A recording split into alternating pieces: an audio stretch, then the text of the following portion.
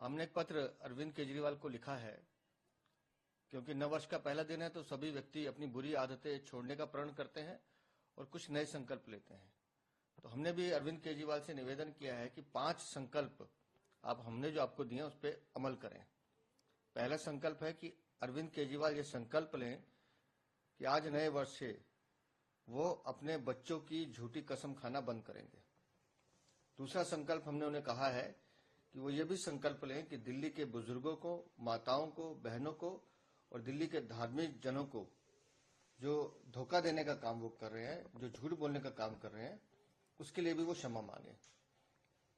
तीसरा हमने उनसे कहा है कि दिल्ली के युवाओं को शराब के नशे में धकेलने की साजिश जो आपने की है उसके लिए आपको दिल्ली से माफी मांगनी चाहिए।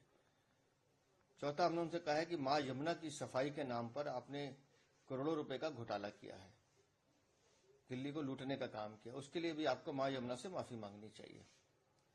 पांचवा हमने उनसे कहा है कि आप अपने राजनीतिक हित के लिए देश विरोधी ताकतों के साथ हाथ मिलाते हैं, उनसे राजनीतिक चंदा लेते हैं। भविष्य में ऐसा ना करने की आप शपथ लें।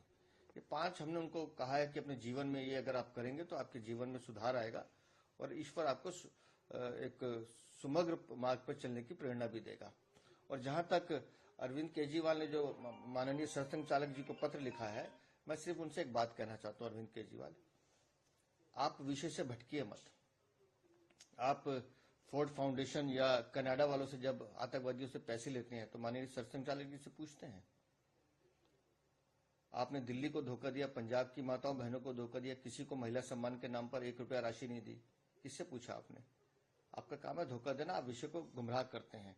आप दिल्ली में अवैध रोहिंग्या, अवैध बांग्लादेशी बसाने का काम करते हैं, अवैध मतदाताओं को बसाने का काम करते हैं। आप किसी से पूछते हैं क्या?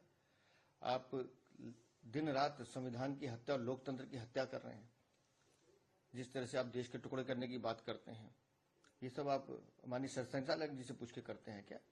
आप विषय से भटकना चाहते हैं, आपकी औकात नहीं है कि आप माननीय सरसंघ चालक जी से बात भी कर सके। उनका नाम लेना तो छोड़ दीजिए, विषय पे रहिए। आप बताइए कि दिल्ली को आपने लूटने और ठगने का काम किया है, उसके लिए दिल्ली वालों से क्षमा मांगिए।